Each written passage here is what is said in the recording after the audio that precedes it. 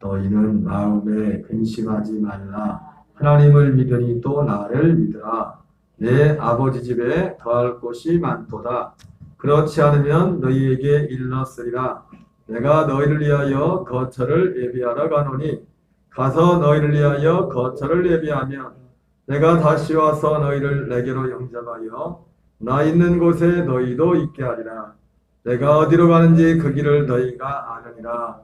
도마가 이르되 주여 주께서 어디로 가시는지 우리가 알지 못하거늘 그 길을 어찌 알겠사옵나이까. 예수께서 이르시되 내가 곧 길이요 진리요 생명이니 나로 말미암지 않고는 아버지께로 올 자가 없느니라. 아멘. 지난주에서 계속해서 이 본문의 말씀을 가지고 거처를 향하는 길에서 만나는 세 가지 질문, 거처를 향하는 길에서 만나는 세 가지 질문이라는 제목으로 하나님의 말씀을 전하도록 하겠습니다. 우리가 예수님을 믿는다는 것, 믿음으로 산다는 것, 말은 표현은 다르지만 우리가 믿음으로 산다는 것은 한마디로 오늘 본문에 비춰볼 때 거처 안에서 사는 게 믿음으로 사는 겁니다. 거처 안에서 사는 것. 지금 거처 안에서 사는 것이 믿음으로 사는 겁니다. 그의 사랑의 아들의 나라에서 그 아들 안에서 사는 것이 믿음으로 사는 겁니다. 제가 예전에 예수님을 88년도인가 믿었는데 그때 그 어떤 목사님인지 모르겠어요. 그러니까 아마 테이프에 그 찬양 테이프 비슷한데 또 목사님이 이제 설교 비슷한 것도 같이 나왔던 것 같습니다. 근데 지금도 그분이 참 목소리가 카랑카랑하시고 여러 대목이 하셨는데 뭐 많은 말씀 안 하셨는데 믿음은 이렇게 하면서 믿음에 대해서 말씀을 하셨는데 몇 가지를 말씀했는데 다른 건 다 기억이 안 나는데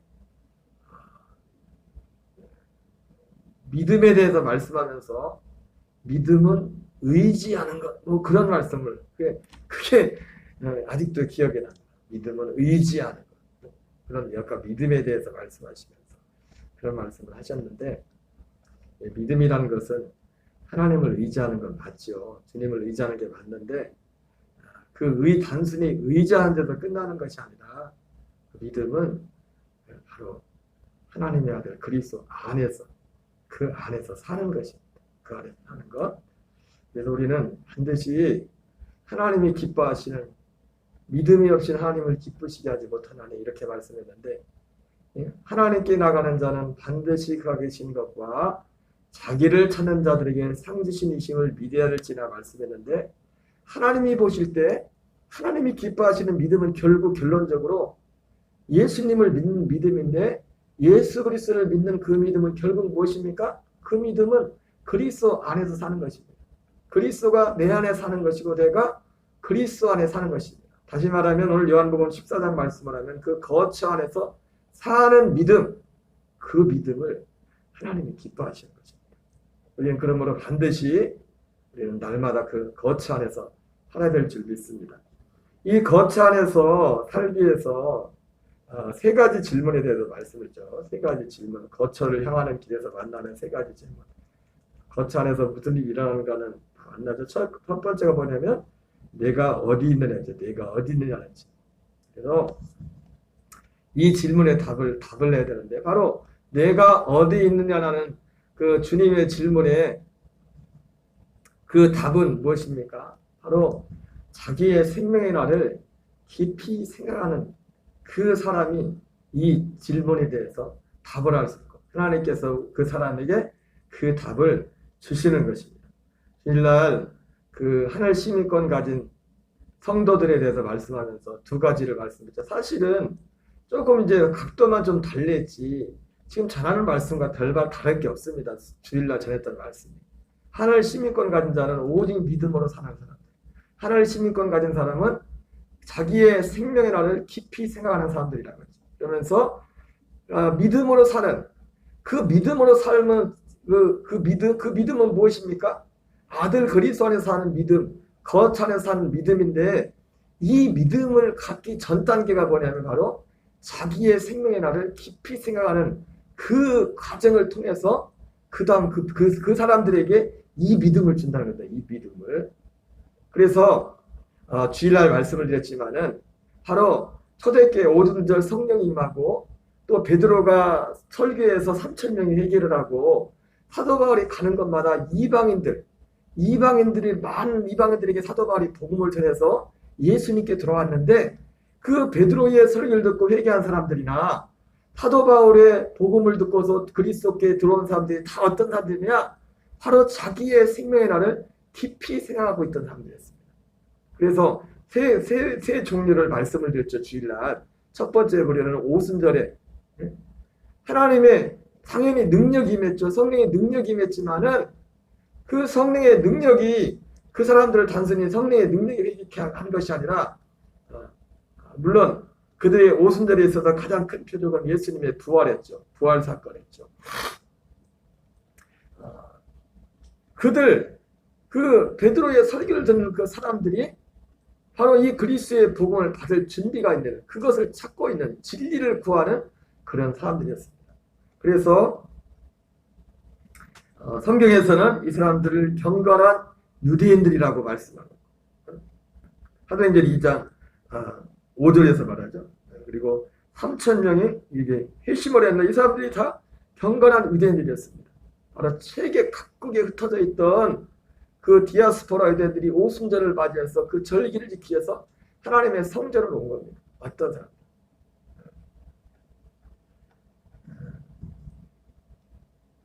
그리고 사도행전 13장에 보면 또 사도 바울이 1차 선교행을 할 때 비시디의 안독으로 가서 이고니온, 루스드라, 더베 이렇게 거쳐서 네 군데를 거쳐서 선교를 하시는데 거기 가서 복음을 내서 다 회당으로 갔죠. 그 회당에 어떤 사람들이 있었습니까?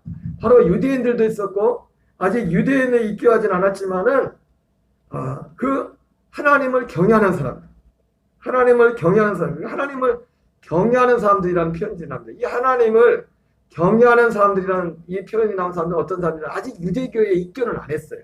입교는 안 했는데 성경을 보면서 정말 진리를 추구한 사람들. 그러나 그들에게 어떤 할례 문제라든지 음식 문제라든지 이런 어떤 규정 문제에 걸림이 있어서 유대교에 정식으로 입교하지는 않았지만은 정식적으로 회당에 와서 하나님의 말씀을 이게 듣고 사모하는 그런 사람들을 사도 바울이 사도행전 13장에 보면 이 유대인 정식 유대인들과 그렇지 않은 그 하나님을 경외하는 사람들로 구분을 하고 있습니다.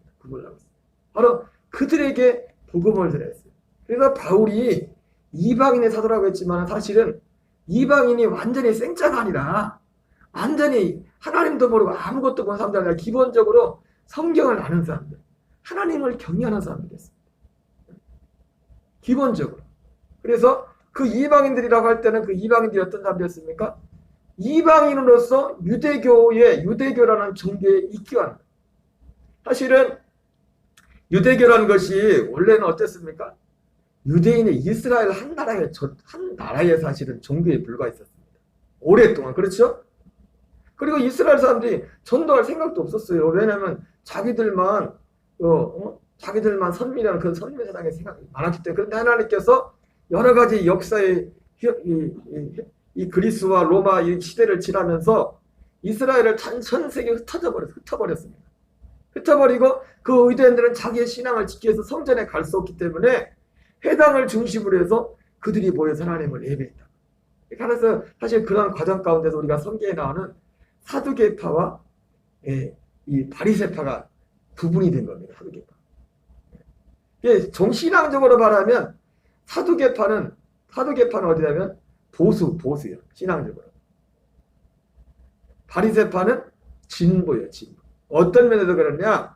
이 사두개파는 사독 제사장 계열이거든요. 제사장 계열 해가지고 이들은 그 모든 성경을 읽고 가르치는 것도 자기들만 할 수 있다는 것이고 주장이 뭐냐면 그리고 하나님 앞에 제사 드리는 것도 하나님을 보려면 예루살렘 성전에 반드시 와야 된다는 그런 주장을 가지고 있었어요. 그러나 이 바리새인들은 어떤 겁니까? 굳이 전 세계 다 흩어졌는데 성전을 하는데 어디 여기까지 오냐 그러면서 그 회당을 중심으로 그래서 누구든지 이제는 하나님을 믿는 사람들은 다 스스로 성경을 볼 수 있고 뭐 그런 주장은 어떻게 보면 예, 그런 신앙적으로 보면 바리새파는 보수, 진보, 기존에 가졌던 신앙의 틀을 깨는. 그리고 사두개파는 보수, 뭐 하는 소리야. 예루살렘 성전으로 와야지. 그리고 보수 정통은 우리 사독계 제사장 사독계이지 않습니까? 우리가 정통이다. 그런 주장을 하는 사람들이었습니다. 그래서 회당에 이제 사람들이 이제 모여서 그렇게 하는 가운데 바로 거기에 이방인이었다가 유대교로 개종을. 그러니까 드디어 이스라엘의 종교에서 끝난 게 아니라 유대교 자체가 전 세계 종교로, 국제적인 종교로 이게 바뀌기 시작했어요. 흩어지면서. 바로 거기에 일조하는 것이 이제 하나님의 그 로마 시대 이전에 성경을 헬라어 성경으로, 히브리 성경을 헬라어 성경으로 번역하면서 모든 사람들이 이 성경을 접할 수 있도록 한 것입니다. 참 하나님은 주일날도 말씀을 드렸지만 하나님은 참 마음이 급하지만 급하다고 하나님이 그냥 아무 준비가 됐는지 하나님도 일을 하시지 않습니다. 예수님이 갈라디아 4장 4절에 사도 바울이 말했던 것처럼 예수님이 이 땅에 오실 때도 어떻게 왔어요? 때가 차면 오셨어요. 때가 차. 다 모든 것이 준비가 어느 것이 맞아떨어져서 그때 주님이 이 땅에 오셨다. 복음을 전하는 겁니다. 참 우리에게 주는 그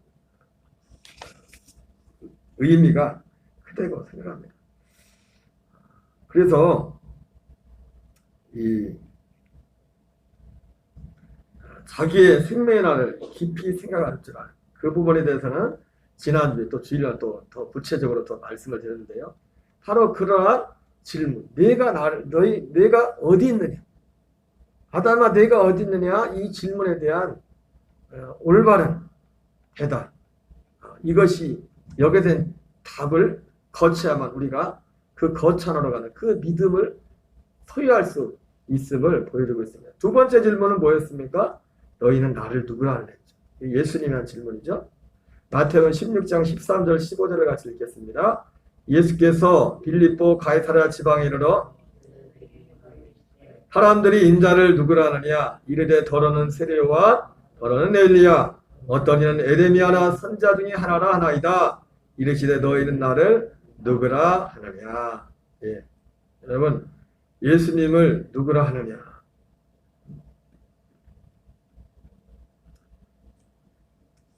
마태복음 16장 16절 18절입니다. 같이 읽겠습니다.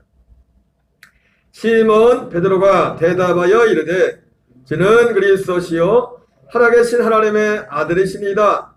예수께 대답하여 이르시되 바요나 시몬아 내가 복이 있도다. 이를 내게 알게 하니 혈육이 아니요 하늘에 계신데 아버지시니라. 또 내가 내게 이르노니 너는 베드로라. 내가 이 반석 위에 내 교회를 세우리니 음부의 권세가 이기지 못하리라. 예. 두 번째 질문이 뭐였습니까? 너희는 나를 누구라 하냐? 너희는 나를. 그때 베드로가 주는 그리스도시요 살아계신 하나님의 아들이십니다. 고백했어요. 여러분, 예수님이 이 질문에 너희는 나를 누구라 하는 이 질문, 오늘 말씀에 나왔처럼 이 질문, 그분이 누구신 것은 성경에 나와 있죠. 그죠? 계시되어 있죠. 그죠?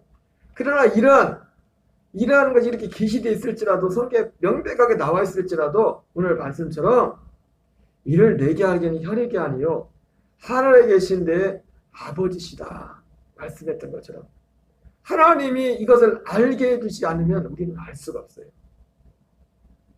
너무나 분명하게 성경에 기록되어 있고 분명하게 전해져도 하나님께서 알게 해주지 않으면, 여러분, 그러므로 우리가 주님이 누구신지 안다면 그건 내 능력으로 내 지혜로 안 게 아니에요. 하나님이 우리로 알게 하신 겁니다. 여러분, 똑같이 성경을 읽고 성경에 써있는 걸 본다고 다 믿는 게 아니에요. 다 아는 게 아니에요. 하나님이 알게 하시고 하나님이 믿게 해주셔야 됩니다.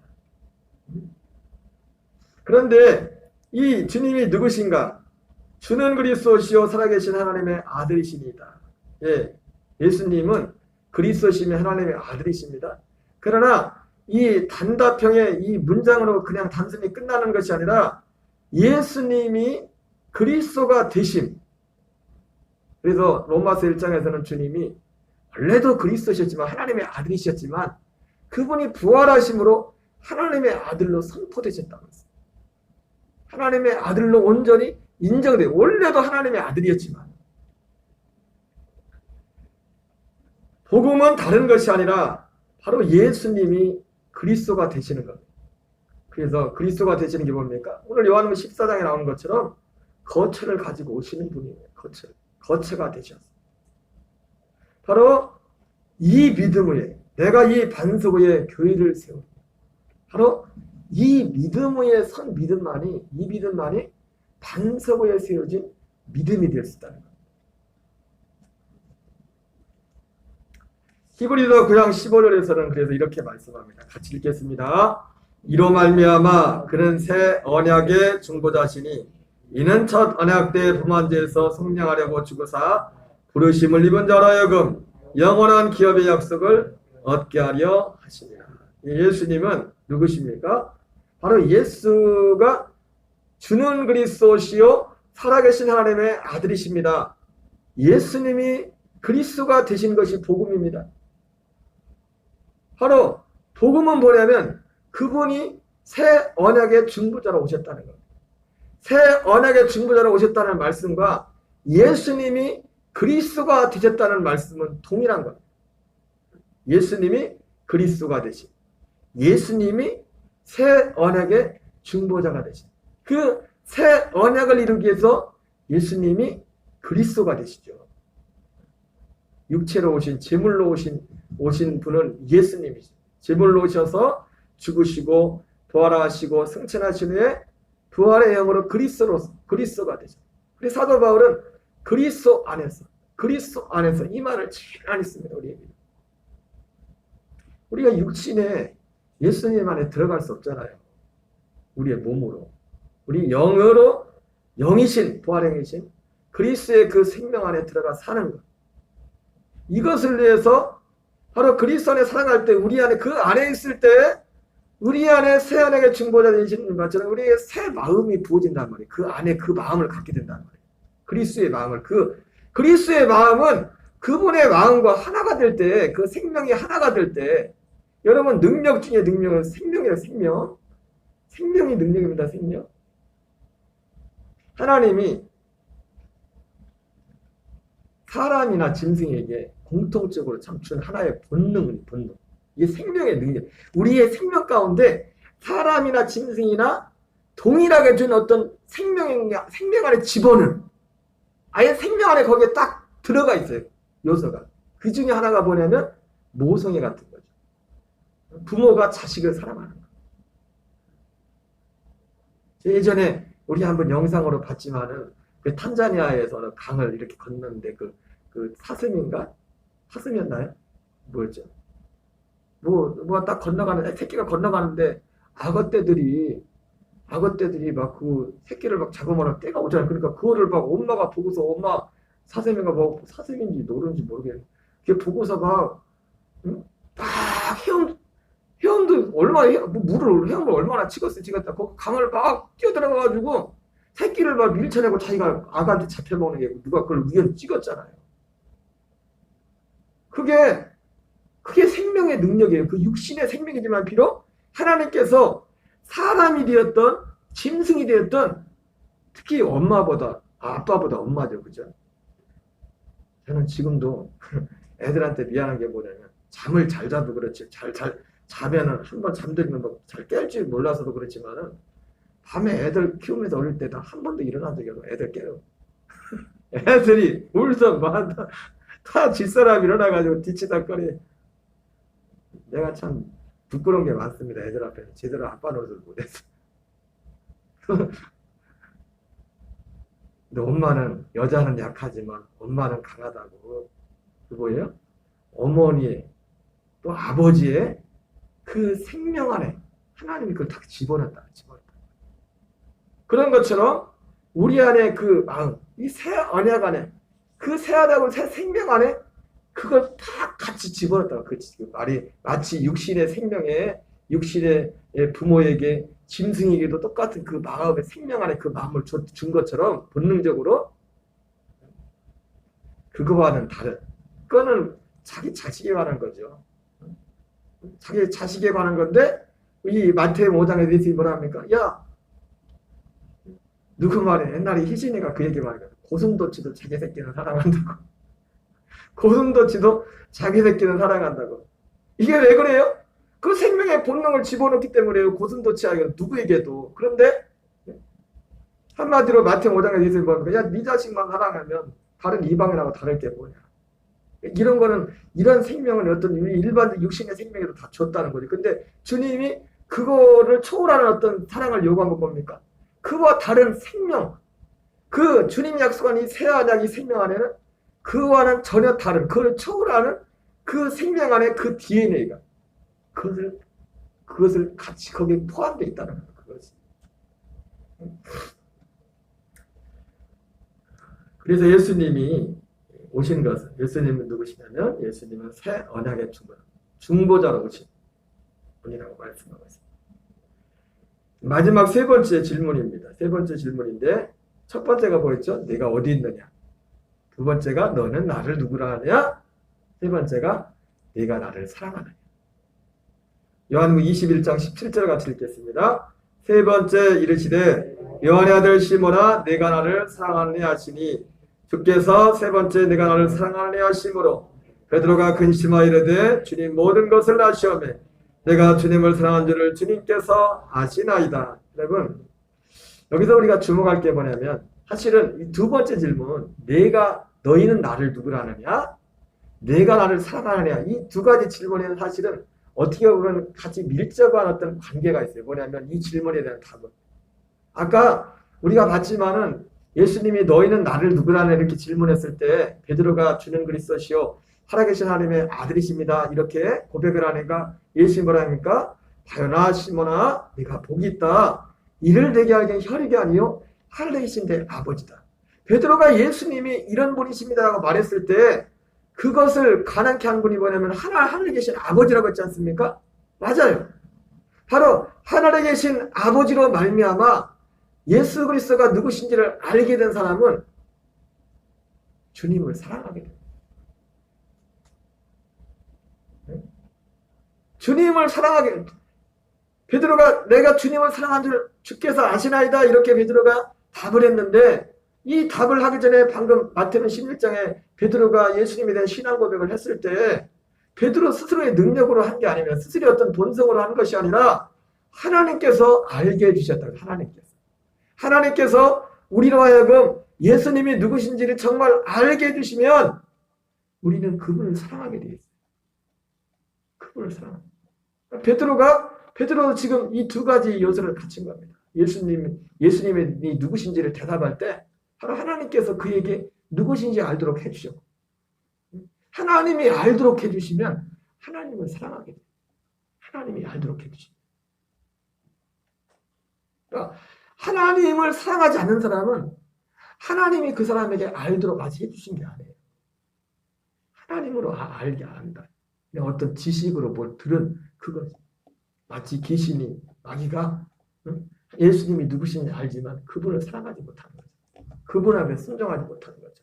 어쨌든 이 세 번째 질문은 뭐냐면 내가 나를 사랑하느냐. 요한복음 14장 23절 같이 읽겠습니다. 시작. 예수께서 대답하여 이르시되 사람이 나를 사랑하면 내 말을 지키리니 내 아버지께서 그를 사랑하실 것이요 우리가 그에게 가서 거처를 그와 함께 하리라. 예. 여기도 말씀이 결론적으로 나오죠. 사람이 나를 사랑하면 우리가 그에게 가서 거처를 그와 함께 하리라. 그러니까 하나님을 사랑하지 않는 사람은 아직 거처 밖에 있는 거예요. 거처. 사람이 나를 사랑하면 우리가 그에게 가서 거처를 그와 함께 하리라. 사람이 나를 사랑하면 내 말을 지키게 될 것인데 사람이 나를 사랑하면 우리가 그에게 가서 아버지와 아들과 성령이 함께 있어요. 우리가 그에게 가서 거처를 그와 함께 하리라. 하나님을 사랑하면 이 주님을 사랑하면 그래서 사랑한다는 것이 어떻게 표현됩니까? 그분을 바라게 된 그분을 구합니다. 그분을 바라게 된다. 다른 걸 구하는 게 아니라 그분을 바라는 겁니다. 히브리서 9장 28절 같이 읽겠습니다. 이와 같이 그리스도도 많은 사람의 죄를 담당하시려고 단번에 들이심 받으셨고 구원에 이르기 위하여 죄와 상관없이 자기를 바라는 자들에게 두 번째 나타나시라. 여기서 자기가 누굽니까? 금방 요한복음 14장에 나오는 약속대로 거처를 가지고 다시 오시겠다고 하신 그분입니다. 그분을 기다리는 것, 그분을 바라는 자. 그러니까 하나님을, 주님을 사랑한다는 거 뭐냐면 그분을 바라는 겁니다. 그분을 구하는 거예요. 우리가 먼저 그분을 사랑한 것이 아니라 요한일서에서 서신에 나온 것처럼 사랑은 여기 있나니 우리가 그분을 먼저 사랑한 것이 아니라 그분이 우리를 사랑하사 먼저 독생자를 줘 우리를 사랑하신 것처럼 우리가 할 수 있는 그분을 향한 사랑의 적극적인 가장 큰 표현은 뭐냐면 우리가 그분을 위해서 뭘 하기 전에 그분을 바라는 겁니다. 그분을 구하는 거예요. 그분 안에 그 거찬에 들기를 사모하고 어떤 대가를 치르더라도 그 생명, 그 약속 안에 들어가기를 사모합니다. 그분을 만나면 그 안에서 사랑이 이루어지는 겁니다. 자동적으로. 완전한 사랑이. 사랑은 우리 안에 없습니다. 그 완전한 사랑은 그분 안에만 있습니다. 그 아들 안에만 있습니다. 아들의 생명 안에만 있어요. 우리가 할 수 있는 것은 뭡니까? 그 생명을 사모하는 겁니다. 그걸 바라는 겁니다. 그 생명을 얻기 위해서 어떤 대가라도. 그 대가가 뭡니까? 우리를 십자가에 함께 못 박는 거죠. 내가 함께 십자가에 죽는 거죠. 마태복음 13장 44절을 같이 읽겠습니다. 시작. 천국은 마치 밭에 감춘 보화 같으니 사람이 이를 발견한 후 숨겨두고 기뻐하며 돌아가서 자기의 소유를 다 팔아 그 밭을 사려니라. 여러분, 주일날도 말씀드렸지만 자기의 소유를 다 판다는 것은 우리가 생각하는 것은 단순히 어떤 우리의 물질적인 재산을 다 판다는 그런 의미만 아닙니다. 돈 팔 거 없는 사람은 어떻게 해요? 돈 없고 팔 거 없는 사람은 뭘 팔으라고, 뭘 팔으라고 해요? 어떤 대가를 치르더라도 트로보니게 여인이 마치 자기 딸을 고치기 위해서 예수님께 수많은 수모를 당하면서 무시를 당하면서도 그거에 관여하지 않고 주여 개들도 쥐의 상에서 떨어지는 부스러기를 먹습니다. 자존심이고 뭐고 다 못 박아버리고 오직 그 약속 그 생명을 기다리고 오직 그 안에 살기 어떤 대가를 치르더라도 어떤 수치를 당하더라도 그 생명 안에서 그 약속의 생명 안에 살고자 하는 그 사망 그 액션 그것이 바로 마태복음 13장 44절 그것이 예수님께서 네가 나를 사랑하느냐 여기에 대한 우리의 답입니다. 답변이 그 모습으로 나타납니다. 바로 그 사람에게 오늘 요한은 14장에 나오는 약속한 그 거처 안에 가게 됩니다. 그리고 날마다 그 마음의 중심으로 살 때 우리는 늘 그 거처 안에서 살 수가 있어요. 거처. 여러분 그 거처 안에만 제3이 있고 거처 안에 약속한 생명이 있고 그 거처 안에 하나님 아버지가 계시다고 했습니다. 그 거처 안에 있을 때 우리는 음부의 권세가 이기지 못하는 교회가 된 거예요. 음부의 권세가 이기지 못하는 그 거처 안에 들어가지 못하면 다 마귀의 밥이에요. 그가 뭐 신앙생활 10년, 20년, 30년을 했던 그 사람이 목사님이 됐든 장로 누가 됐든 마귀의 밥이라고 해요. 마귀의 밥. 마귀의 밥.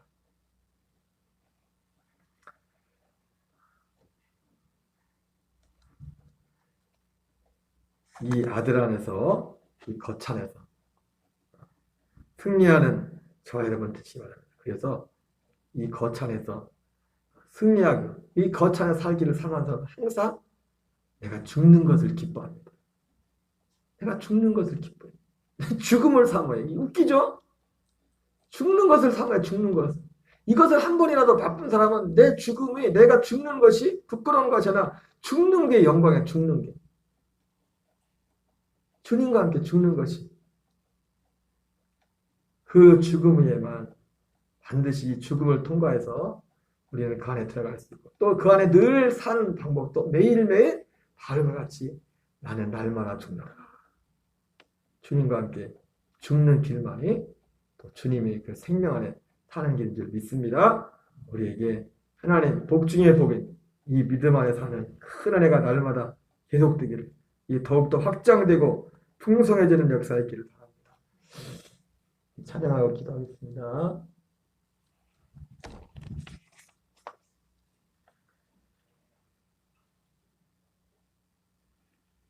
가서 제자